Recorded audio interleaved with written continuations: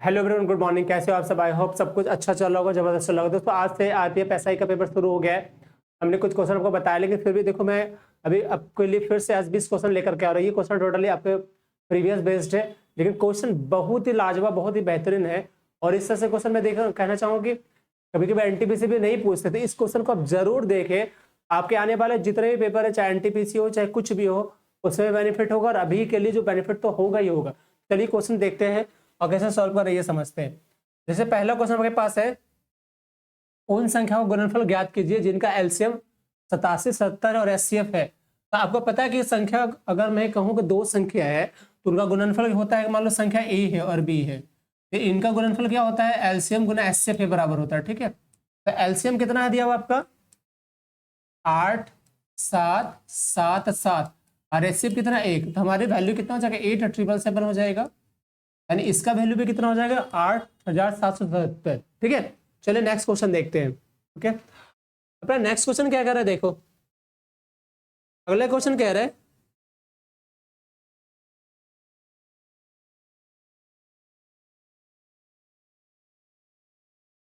ये कह रहा है क्वेश्चन कि निम्न बार ग्राफ का अध्ययन कीजिए और उसके बराबर उसके बाद दिए गए प्रश्न का उत्तर देना है आपको। ठीक है, क्वेश्चन क्या कह रहा है देखिए, कह रहा है एक वर्ष 2010 में सभी शाखाओं की बिक्री का औसत क्या है? 2010 में सभी बिक्री का शाखा का औसत क्या है? तो देखो 2010 हमारा कहाँ पे है? ये 10 ब्लू वाला है। इसमें कितने हैं? पहला 48, 76, 66, 59 और 91, ये सब वैल्यूज का एवरेज निकालना है आपको। तो जोड़ दो, 8 से 14 6 20 और 10 30 हो गया, 3 बच रहा है, 7 14 6 20 25 9 34 है, 340 एवरेज बोला है ना। तो कितना टोटल? 5 है ना। 5 साल के है तो 5 का रेशियो निकाल दो, तो 5 36 5 हटी, यानी 68 इसका आंसर कितना होगा? 68 इसका वैल्यू। ठीक है, चलिए नेक्स्ट क्वेश्चन देखो। 91 लीटर मिश्रण में दूध और पानी का अनुपात 3:4 है। यदि अनुपात बदल कर 3:5 हो जाता है तो मिश्रण मिलाएंगे अतिरिक्त पानी की मात्रा क्या? और ये पूछ रहा है। तो चलो देखो, पहले में जो मिक्सचर है हमारा मिल्क और वाटर कितना है भाई? तो ये हमारा है कितना? 3 और 4 का। ठीक है, अच्छा बाद में पलट कर कितना हो जाता है ये वाला? तो यही हो जाता है 3:5 का। तो अब बोला कितना मिलाया गया है, तो सोचो दोस्तों, ये मिल्क है, ये वाटर है ना। मिल्क तो सेम रहा, वाटर हमारा 1 यूनिट बढ़ा है, तो कितना बढ़ेगा वो देख लेते हैं। ठीक है, चलो देखो, दोनों मिलकर 4 3 7 यूनिट हो गया है। और 7 यूनिट की वैल्यू कितना? 91 लीटर है ना। तो 1 यूनिट का वैल्यू कितना हो जाएगा? 13 से 91, यानी 13, यानी 13 लीटर पानी मिलाया। कितना? 13 लीटर पानी मिलाया गया है। तो आंसर हमारा कितना? 13 लीटर हो जाएगा। ठीक है, चलिए आगे देखिए। नेक्स्ट हमारा क्वेश्चन कुछ इस बेस पे है, इसको सॉल्व करना है। पर ठीक है, चलिए करिए। ये हमारा 2/5x, 3/10x, 3/5x का एलसीएम कितना हो जाएगा? 10। अब यहां से क्या हो गया? 5 दूनी 10, यानी 4x इधर हो जाएगा। ये 10 से 1 कटेगा तो 3x हो जाएगा। ये 5 दूनी 10, 2 से कटा, 2 दिया 6x इधर हो गया, इधर बचा 541। ठीक है, अब इसको कट करो, तो 4 दिन 7 में से 6 गया, बचा x। x बराबर कितना होगा? 541 गुना 10, यानी 5410 रुपया हो गया आंसर। 5410, दिस इज 5410 इसका वैल्यू। ठीक है, दिस इज। चलिए आगे देखते हैं। इसको देखो, ये कह रहा है कि अंग्रेजी मूल की कंपनी के सहायक परियोजना में से 631 पुरुष और 631 महिलाएं हैं। सभी कर्मचारी द्वारा अटेंडेंट किए गए कॉल की औसत वैल्यू 72 कॉल प्रतिदिन है। एक पुरुष कार्यकर्ता यदि 72 कॉल्स प्रतिदिन लेता है तो महिला कार्यकर्ता दिन लेने के द्वारा ली जाने वाली कॉल्स कितनी होगी? दोस्तों देखो, कितने पुरुष है? 631 है, अब महिला भी 631 है। ठीक है, अच्छा टोटल का जो एवरेज है ना आपका, वो कितना है? 72 कॉल पड़ती है। ठीक है, और इसका भी कितना है? 72 है। तो सिंपल सी बात, इसका भी 72 होगा, क्योंकि दोनों में बदलाव कुछ नहीं है। अगर मान लो कि 631 लोग अगर पर डे एक आदमी 72 कॉल लेते हैं, दोनों के एवरेज में 72 कह रहा है, तो महिला भी कितनी 72 कॉल लेगी। ठीक है, आगे चलिए। आगे हमारा जो क्वेश्चन कह रहा है कि देखो, इसको समझना है। एक स्टेशन मास्टर ने एक आयताकार डिजिटल बोर्ड की लंबाई 3% और चौड़ाई 7% घटाने का निर्णय लिया है, तो बोर्ड के क्षेत्रफल में परिवर्तन क्या होगा? दोस्तों इसको सक्सेसिव लगा सकते हो। +3% बढ़ा है और -7 हो गया, और प्लस क्या करोगे? 3 गुना -7/100 कर दो, ये वैल्यू हो जाएगी कितनी? -4 इधर हो चुके हैं और 7 ये 21, 210 बटा यानी 21/100 कर दो। तो कितना हो जाएगा, ये हमारा -4 हो जाएगा, ये माइनस हो जाएगा 0.21। अब इसको जोड़ दो, कितना हो जाएगा 4.2, यानी इतना का क्या हो जाएगा, उसको नुकसान हो जाएगा, नहीं 4.21 का नुकसान हो जाएगा। ठीक है, देखो प्रीवियस क्वेश्चन है और आंसर तो मारे हुए, तो आंसर से मैं नहीं जा रहा, मैं जा रहा सॉल्यूशन कैसे आप कर सकते हो फास्ट में। ठीक है, चक्रवृद्धि ब्याज पर कोई राशि 5 वर्ष में मूल राशि की 3 गुनी होती है, तो कितने वर्ष में अपनी मूल राशि की 27 गुनी होगी। तो मान लो ये मूलधन है ना, ये क्या हो रहा है 5 वर्ष में कितना हो रहा है, खुद का 3 गुना। यानी अगर मूलधन कह रहा हूं मैं, अगर 1 हम लेते हैं तो अमाउंट हो रहा है 3 गुना, नहीं 5 साल में क्या हो रहा है 3 गुना। और वो पता है कि सीआई में सेम ईयर पे रेशियो होता है, मतलब अगर 5 साल में जितना का रेशियो होगा अगले 5 साल में भी उतना का ही रेशियो होने वाला है। ठीक है, जैसे ये 5 साल में 1:3 का हुआ, तो अगले 5 साल में अगर जाते हो इसका और इसका भी 1:3 का अनुपात होना चाहिए। 1:3 हो गया तो ये 3 का स्क्वायर हो जाएगा, यानी देखो अनुपात कितना हो गया 1:3 का। अगले 5 साल में अगर इसको लेते हो तो फिर इसका स्क्वायर, यानी यहाँ पे हमारा क्यूब हो जाएगा। तो कितना हो गया है, कितना 27 गुना हुआ ना, 1 का यहाँ 27 कितने साल में हुआ, 5, 10, 15 साल में। आंसर हमारा 15 साल, 15 साल में 27 गुना। ठीक है, चलिए आगे देखिए। कह रहे एक दुकानदार किसी वस्तु के क्रय मूल्य पर 47% की बढ़ोतरी करके उस पर अंकित मूल्य के करने के पश्चात 47% का क्या कहता है छूट देता है, तो उसका होने वाला लाभ या हानि परसेंट। एक बार एक ही मूल्य था हमारे पास, पहले बढ़ाया फिर घटाया, यहाँ ये भी सक्सेसिव लगा सकते हो। ठीक है, देखो ये पहले बढ़ा 47%, घटा तो -47% प्लस फिर से 47 × 47 माइनस में और बाय 100 लगा दो, तो ये तो कैंसिल हो गया ना। इसकी वैल्यू कितनी हो जाएगी 2209, यानी 2209 होता है ये हमारा 0 और 100 है तो यहाँ पे दशमलव आ जाएगा और ये माइनस में आ जाएगा, तो -2209% हानि, 0.9% हानि। चलो आगे देखो, ये कह रहे हैं कि समान राशि पर 2 वर्ष में प्राप्त चक्रवृद्धि ब्याज और साधारण ब्याज की राशि का अंतर 80 है, यदि ब्याज 4% है तो निवेशित राशि गणना करें। देखो दोस्तों यहाँ पे D2 हम लेंगे ना, तो D2 बराबर क्या हो जाएगा हमारा PR/100 का होल स्क्वायर, ये आपका हो गया D2। ठीक है, D2 हमारा 80 दिया हुआ है और प्रिंसिपल हमें निकालनी है R4 दिया हुआ, 4/100 का गुना 4/100 कर दो। ठीक है, तो 4 चौक 16, 85 कट गया, प्रिंसिपल कितना हो गया 50,000 हमारा, दिस इज 50,000। ठीक है, 50,000 हमारा प्रिंसिपल, राइट। ओके चलिए आगे देखो, कह रहा है कि 572 मोबाइल किसी कक्षा के छात्रों को बराबर संख्या में कितने तरीके से बांटा सकते। दोस्तों देखो दोस्तों, ये हमारा ना एक क्वेश्चन इस ढंग का है, कह रहा किस तरह से बांट सकते, तो हम ना क्या करेंगे 500 इससे क्वेश्चन पे ध्यान रखना कि हम थोड़ा सा सदिश के हिसाब से निकालते। जैसे पहले 572 है ना, उसका क्या करोगे पता है, इसका पहले अभाज्य फैक्टर में निकालो, फिर वहां से नंबर आप निकाल सकते हो कितना वो किया जा सकता है। ठीक है, चलो इसका कैसे होगा, निकालोगे दो सबसे छोटे जगह 2, 28 दूनी 56 और 2 छक 12, फिर से 2 से कर दो, तो ये 14 दूनी 28, 2 तिया 6, अब ये कटेगा 11 से और 13 बार में, तो कितना आया इसका फैक्टर करने पे 2 का स्क्वायर गुना 11 और गुना 13। तो यहाँ पे जो आपसे पूछा है कि कितने तरीके से बांटा जा सकता है, तो उसकी वैल्यू निकालोगे तो पता है क्या करना पड़ेगा, वैल्यू के लिए हमें यहाँ पे दिखना पड़ेगा, ये 2 है तो इसको लिखोगे n+2, एक बढ़ा करके 2 है ना, इसको 2+1 लिखोगे, यहाँ पे पावर कितना होगा 11 का 1 हो सकता है तो 1+1 यहाँ हो जाएगी, 13 का पावर कितना 1 है तो यहाँ पे 1+1 हो जाएगा, यानी इसको निकाल दीजिए, तो 3 गुना 2 गुना 2 यानी 12 इसका आंसर। तो हमें देखो दो, ये क्वेश्चन ऐसा नहीं कि डिवाइड करके बांट दो, क्वेश्चन अच्छा है, तो हम जैसे पूछा कितने तरीकों से बांटा जा सकता है, ऐसे में जो वैल्यू होगा सबसे पहले अभाज्य गुणनखंड उसको तोड़ोगे। अच्छा, अभाज्य गुणनखंड जो संख्या किसी से नहीं करने जाए उसका जितना पावर होगा उसे +1 करते हैं ना, उसको मल्टीप्लाई कर देना, आपका ये आंसर हो जाएगा, दिस इज 12। ठीक है, आगे चलिए इसको देखिए, बोल रहा है कि एक व्यक्ति 15 किलोमीटर प्रति घंटा की गति से साइकिल चलाकर हॉस्टल पहुंचता है ना, हॉस्टल से कॉलेज 5.5 मिनट देरी से पहुंचता है, तो वो 20 की स्पीड चलाता है तो पहले पहुंचता है, तो हॉस्टल से कॉलेज के बीच की दूरी, तो सिंपल से क्या करना है डिस्टेंस टाइम निकालो, तो डिस्टेंस बाय सबसे पहला कम वाला 15 माइनस d/20, और एक घट रहा है एक पहले पहुंच रहा है एक जगह बाद में, दोनों को जोड़ देंगे तो ये हो जाएगा 5 और 5 10 यानी 11 मिनट हो गया, और बट्टा क्या करो 60 से गुना भाग कर दोगे। ताकि हमने ऐसा क्यों करा देखो, हो क्या रहा है, एक जब स्पीड से जाता है तो समय ज्यादा लेता है, एक की स्पीड जाता है तो कम लेता है। तो दोनों का डिफरेंसेस देखोगे तो दोनों का समय जुटेगा, है ना। हमें टाइम निकालना है तो हमने डी बाई एस करा ताकि टाइम निकल जाए। इसका सॉल्यूशन, इसका एलसीएम 60, 15 चौक 60 4D, 20 से 7 30D, अब बराबर 11/60। ये कैंसिल हो गया और डी बराबर कितना 11 आ गया हमारा 11, दिस इज 11। ओके चलिए 11 किलोमीटर। आगे देखो, इसको पढ़िएगा। कांच के एक वर्गाकार टुकड़े का क्षेत्रफल है 1521 सेंटीमीटर, ये जो मेज के ऊपर है।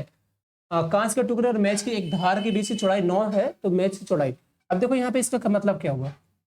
इसका मतलब देखो एक टेबल होगा, है ना, टेबल पे ऐसे रखा हुआ है हमारा इस तरह से, ठीक है, इस तरह से मान लो कांच का टुकड़ा है और ये मेज है इस तरह से, मेज है। मतलब आप ऐसे समझ सकते हो कि ये टेबल है ना, उसके ऊपर ऐसे कांच का टुकड़ा रखा हुआ है।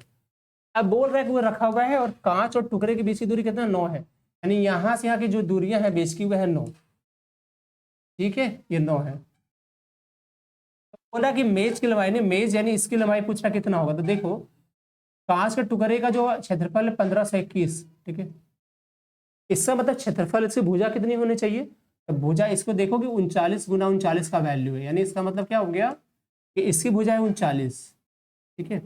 अब पूछा है कांच का इसका बताना मेज का, तो सोचो अब इसको करोगे तो देखो इधर भी 9 बढ़ेगा इधर भी 9 बढ़ेगा ना, तो दोनों को मिलाकर जोड़ दो, 39 + 9 + 9 यानी कितना हो जाएगा 57 आंसर, दिस इज 57, है ना, ऐसा आपका 57। आई होप ये क्वेश्चन आपको समझ में आया होगा, क्योंकि आपसे ये दिया हुआ ये पूछा है, तो ये दोनों साइड हमें जोड़ना पड़ेगा, राइट। चलिए देखो, ये कहा है आपसे कि दोनों वर्षों में कंपनी के शाखाओं में C1 C2 C3 C5 को मिलाकर हुई बिक्री कितना होगी, C1 C3 C5, चलो देखते हैं दोनों मिला करके। तो ये हमारा 48 71 जोड़ दो साथ में, 48 71, सब ब्लर हो रहा है मैं जोड़ दो 66 69, ठीक है, वहां पे 91 और 75, इसको जोड़िए, 9 6 15 9 24 25 5 30, 3 बच रहे, 7 14 6 20 6 26 9 35 और 7 42, नहीं 420, ऐसा हमारा 420 पे 1000 लगा दोगे, ठीक है।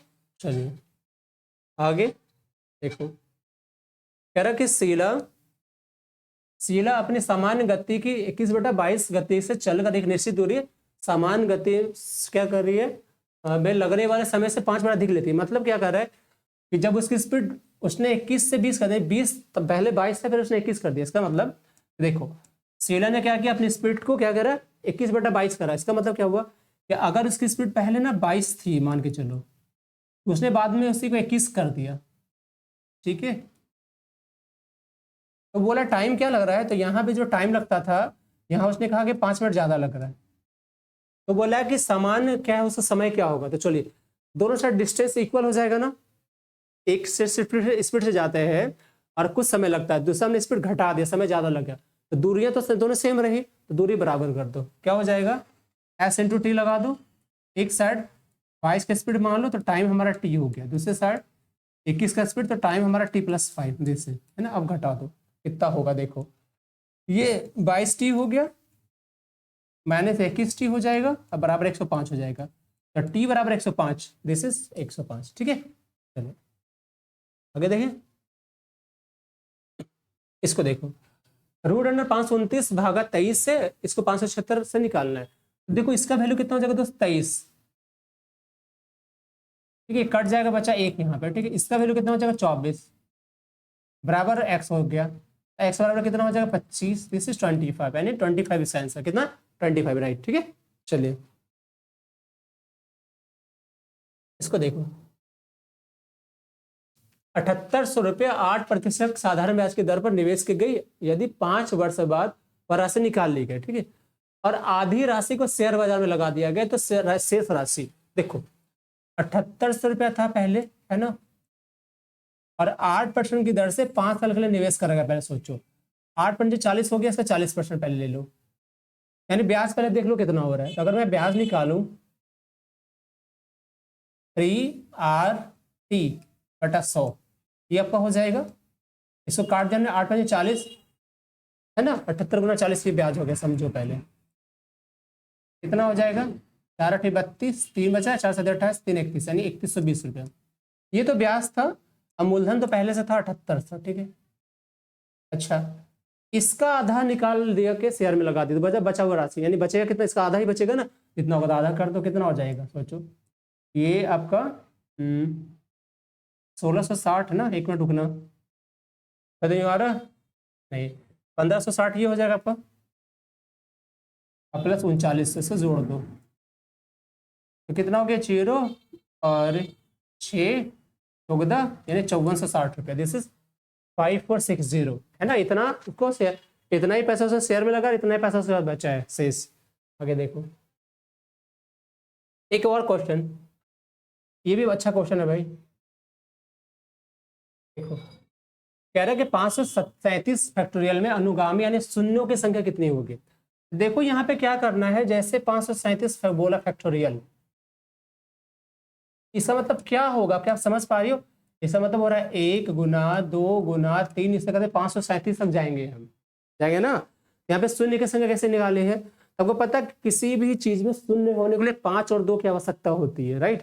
तो इसको हम जब तोड़ेंगे ना, जैसे मान लो 3 हो गया, 4 और 5, तब यहाँ पे देखो कि 5 की संख्या कम आएगी, 10 से ज्यादा आएगी, मतलब यहीं से यहाँ तक देखो, देखो 3 2 कितना 2 आ गया, 3 और 5 एक ही आए, तो हमारा क्या करेगा, 0 निर्भर करेगा 5 पे, और हम 5 का लेंगे तो कैसे लेंगे, देखो पहले लिखोगे 537 फैक्टोरियल है ना भाई, उसको 5 से भाग करोगे, जितना आएगा वो हमारा 0 का संख्या। दूसरी बार 537 को 25 से भाग करोगे, जितना आएगा वो। क्यों हमने करना है ऐसे, ऐसा क्यों करना पता है आपको, ताकि हमारे पता है ना देखो 5 से कहाँ, 5 से जितना भाग करोगे एक 5 तो वहाँ आएगा, जहाँ 25 से भाग करोगे वहाँ भी आएगा 5, वहाँ पे एक्स्ट्रा आएगा ना। जैसे मान लो ये 5 आया, कहीं फैक्टोरियल 25 आता, यहाँ पे 0 का संख्या 2 बनेगी ना, 2 और 5 आएगा इस तरह लिए। फिर उसके बाद 537 बटा 125, ठीक है।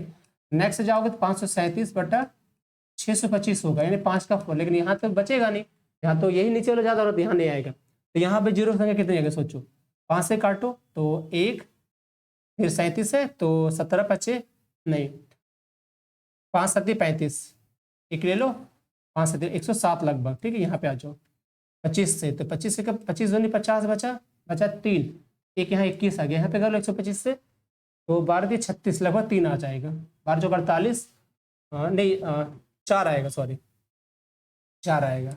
अब जोड़ दो, 4 1 5 7 12, एक बच रहा है, एक 3 और ये 132 है आंसर इसका, दिस इज 132, दिस इज 132। दोस्तों ये क्वेश्चन ना नंबर सिस्टम का अच्छे क्वेश्चन में से आ रहा है, इसलिए देख लीजिएगा इसको। देखो ये कह रहे हैं एक गिफ्ट बॉक्स में 10 चूड़ियां हैं, जिनमें से पहली 4 का औसत इतना है, बाकी 6 का इतना, तो सभी चूड़ी का कुल औसत भार कितना होगा सोचो। देखो यार 10 चूड़ियां हैं ना, जिससे पहले 4 का औसत कितना है भाई, इतना, तो ये 4 से कर लो, 6 6 24, 240 में से घटा दो 4, तो हमारा बचेगा 236, ठीक है। इसको देख लो 6 6 36 360 वो हो चुका, टोटल कितना हमारा, 10 से भाग दे दो, तो 6 9 5 यानी 10, यानी 59.6, दिस इज आंसर। हमने ये क्यों करा दोस्त, 4 का एवरेज था तो 4 का पूरा वैल्यू ले लिए, 6 का था तो 6 का पूरा वैल्यू ये हो गया, अब बट हमने 10 करा, क्यों, क्योंकि हमें टोटल का वैल्यू एवरेज निकालना था, राइट। चलिए आगे देखो, थोड़ा सा समझोगे तो हमने भाई, इसलिए हम इस पर थोड़ा सा धीरे बता रहे हैं। मार्टिन अपने वेतन का 13% हिस्सा दृष्टिहीनों की एक संस्था को, 12 अनाथों के लिए, 14 दिव्यांगों के लिए और 16 जो है हिस्सा मेडिकल कैंप के लिए रखा है ना।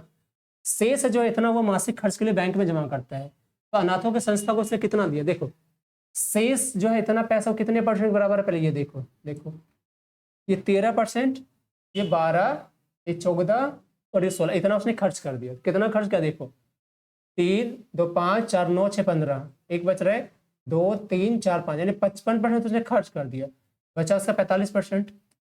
और ये जो राशि है 43200, ये उसने बैंक में जमा करा, ठीक है। तो हमें क्या निकालना है, अनाथ, अनाथ के लिए कितना है भाई 12%, तो 12% की वैल्यू, चलो देखते हैं 1% की वैल्यू कितनी हो जाएगी 43200, और बाई 45 इंटू 12% है ना, तो 12% की वैल्यू कितना, 12 से गुना कर दो। अब सॉल्व करो, ठीक है। देखो करे तो 9 से 9 पंचे 45, ठीक है, 9 से काटोगे तो 9 चौक 36, 9 अठी 72, दिस इज, अब यहाँ से काट दो, दिस इज यहाँ पे 5 से तो 5 9 45, 5 छक 30 गुना 12, यानी 960 गुना 12 कर दो, तो 12 छक 72, 7 बच रहे, 12 9 108, 7 15 115, इतना, यानी 11,520, ठीक है। चलिए आगे देखो, this is last question for today. किसी संख्या को 0 से भाग करते हैं तो 9 बचता है, उसी संख्या को 17 से भाग करो कितना बचेगा। देखो पहले ये देखना है कि ये जो भाग के 17 से कट रहा है, ये कट रहा है, तो हमें कुछ नहीं करना है, बस सिंपल हमारा कितना 9 ही हो जाएगा, दिस इज आंसर, और कुछ नहीं करना है ना। तो चलिए आई होप ये आपको चैप्टर अच्छा लगेगा, ये 20 क्वेश्चन हमने बनाया है, आपको अच्छा लगा, ये आपको हेल्प पूरी तरह से करेगा। साथ साथ मैं ये कहना चाहूंगा, आपने अगर पेपर दिया है तो कमेंट बॉक्स में जरूर बताएं कि किस किस तरह से क्वेश्चन आया, ताकि मैं आपको और भी अच्छी तरह से बता पाऊँ और सबके हेल्प करूँ। Thank you so much, bye bye, thank you.